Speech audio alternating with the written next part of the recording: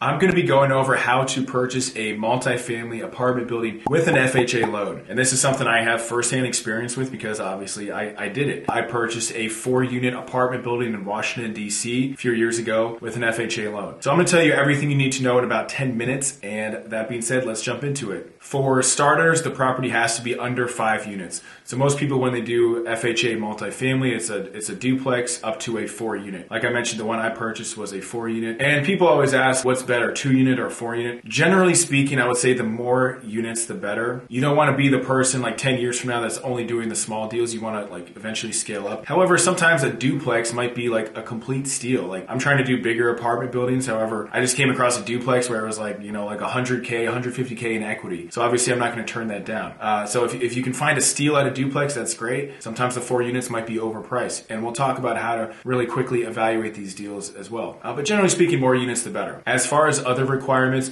you do have to live there for at least a year, or at least it has to be your intention to live there for a year. Now, obviously, that's kind of a gray area, but that's what the lender requires. In terms of financial qualifications, FHA loans for multifamily are actually very good for you as the buyer. And you can have literally a 500 credit score and still qualify for FHA multifamily. Now, if you have a 500 credit score, you do have to put 10% down, and always check with your lender. However, if you have just a 580 credit score, you would still qualify for the 3.5% down, which is what most people think of when they think of multifamily with FHA. Not only that, but let's say you purchase a 4-unit. One of the units does have to be vacant. So let's say you purchase a 4-unit, 3 are occupied. That's actually what I did. The bank will actually use the other 3 tenants paying the rent towards your qualifications. So they'll take the gross rent from the 3 tenants and multiply that usually by 0.75, and that will help you qualify for the property. So that's a really cool thing about FHA loans, and actually most rental property loans. The next thing to know about FHA loans is that most people think you have to be a first-time home buyer. And while it is designed for first-time home buyers, you can own 100 houses. So long as you haven't used that actual FHA loan program yet, you can still use it. And obviously always talk to your lender about your loan options, but as long as you have that loan still available, go ahead and use it. As far as the condition of the property, FHA loans are typically a little bit stricter, but they're not like people make too big of a deal out of it.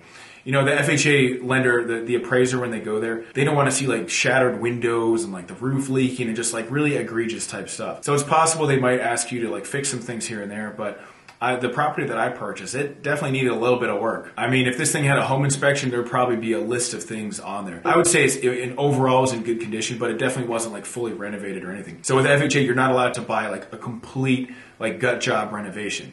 It has to be like a livable, nice property with like nothing like egregious. But with multifamily, you can often still find some pretty good value adds, even though they're not like complete gut jobs. Another cool thing about FHA loans is that the price point on the properties that you can buy for multifamily goes up quite a bit, especially if you're in an expensive area. So you can get into like the millions and millions of dollar range in terms of purchasing a property. And that could be a great, opportunity to live in one of the units, rent the other ones out, and potentially cover your mortgage, and then eventually rent out the building fully and then move on to the next property. Before we jump into the next section, if you're interested in seeing all the real estate investing resources that I use on a daily basis in my business, check out the links below. And if you're interested in getting mentored, if you're interested in real estate investing mentorship, definitely reach out to me in one of the links below as well, and we can have a quick chat and see if it's for you. Now, the numbers on my deal, I paid $495 for it. This was in Washington, D.C., kind of like an up-and-coming neighborhood. And like I mentioned, one of the units was vacant and 3 were occupied, which was perfect for me. And the total rent that was coming in was $3,300 per month. The bank used that, obviously to help me qualify, multiplied it times 0.75, and that helped me to get the loan. Now, one thing to know about the deal, so I paid $495 for a 4-unit in Washington, D.C. Now, that might sound a little bit low, and it was in pretty good condition. Needed a little bit of TLC, but nothing crazy. I was basically paying market value. And if it's your first multifamily deal, you don't need to get some amazing steal. Like, you don't want to obviously overpay for a deal. But the great thing about multifamily is once you do your first deal, this whole world of multifamily investing opens up. Right now I have 5 multifamily properties and probably many more in the near future. And there's an investor, Michael Blanc, who I think he owns like thousands and thousands of units. He calls it the law of the first deal, which basically states that after you do your first multifamily deal of any size, within the next like 2 to 3 to 4 years, you'll be financially free from multifamily investing. And it's because, it just like sets off this thing in the universe, if we want to get all like metaphysical and everything. But basically people will start bringing you deals, wholesalers, different agents. People will know that you can close on deals, and you'll also have a comfort level. You would have bought that first deal. Maybe it was a little uncomfortable, like 4 units or 2 units. That's a lot to take on. But then all of a sudden you realize you can handle that, and then you start doing like bigger and bigger units. And as far as evaluating these multifamily deals, like you can get really into like cap rates and NOI and everything like that. I would just try to like keep it simple. Like pull up the last 5 to 10 most comparable, multifamily properties that have sold in that vicinity, and then make sure you're not paying the highest amount. And if you are paying the highest amount, make sure yours is significantly nicer or maybe has more bedrooms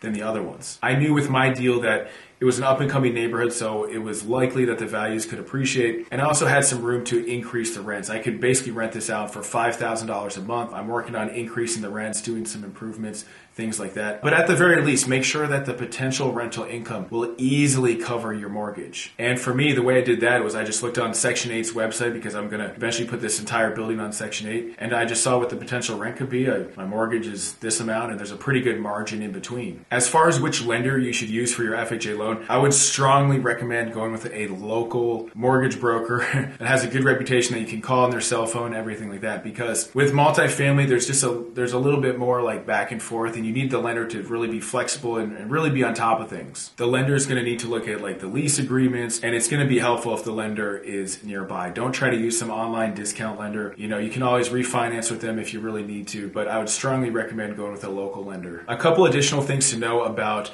FHA loans is the PMI or the mortgage insurance. So because you're putting so little down, it's going to be a riskier loan from the lender's standpoint. So they need you to pay this PMI fee, mortgage insurance premium, whatever you want to call it, which comes out to basically 0.085% per year. And unfortunately, you can't really get rid of this PMI until after 11 years. Some lenders and some types of loans, after the property has 20% equity, you might not have the PMI anymore. With this, even though like my property, I have way more than 20% equity. However, just the way the FHA loan is set up, I have to wait 11 years before that falls off. And so my loan amount was about $475, I think $480, and I pay about $320 every single month for this PMI. So $320 a month, that's like a car payment. However, I'm very happy with my FHA loan. And another thing to keep in mind with FHA loans is the closing timeframes. So sometimes FHA loans can take a little bit longer to close, maybe like 35 to 45 days. However, if you get with a recommended local lender, and I have many that I can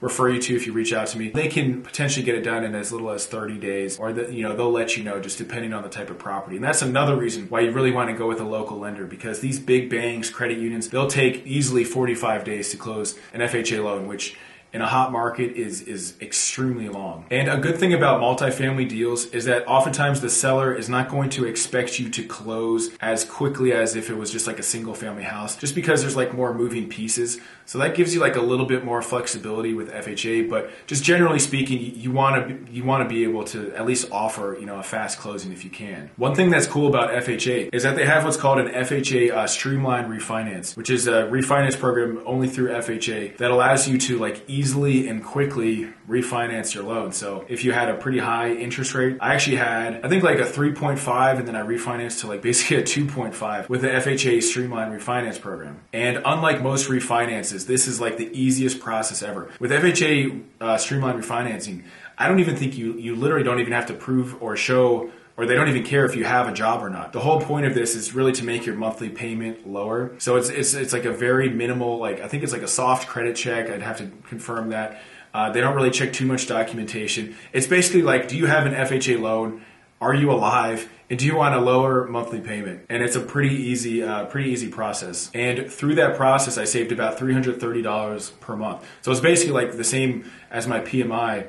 I still have the PMI with the new Streamline program. However, I dropped my payment by almost $350 per month, which is not bad. And I meant to add, with the refinance program, you're not allowed to take cash out, so you can't do like a cash out refinance. And they also don't even do an appraisal, because the FHA person already appraised it, so the value is usually pretty good. So it's a very easy and simple process. So now, how do you find these amazing FHA multifamily deals? Well, I'm going to give you 3 strategies that I've used all 3 of these to purchase properties in a competitive market. Everyone says their market's competitive. I think Washington, D.C. is pretty competitive, but maybe your market is as well. and drop in the comment section which market you're in. And so the very first way is really just the MLS. There's a lot of inefficiencies with multifamily properties in terms of listings, in terms of the owners. There's a lot of mom and pop owners that don't really know what they're doing, and they're not really maximizing the rents or maximizing the values. So the MLS is actually a great place to find multifamily deals. And you can also, this was a way I just found a deal recently. You can just look at the expired, withdrawn, canceled, temporarily off multifamily listings in your area. And oftentimes those people want to sell. They're just waiting for different things to happen. The deal that I bought recently, this wasn't FHA, but this was multifamily. Could have been FHA. The guy had some repairs that he wanted to do, which in my opinion weren't even that bad. And he just didn't have the money or just didn't have the energy to do it. And I reached out to the listing agent. She sent me the home inspection report. I made an offer and we got it done. The next way to find FHA deals, and this is actually how I found my first one. This is how I found my first FHA multifamily property, was through PropStream. And I sent direct mail to different owners in up and coming areas. And this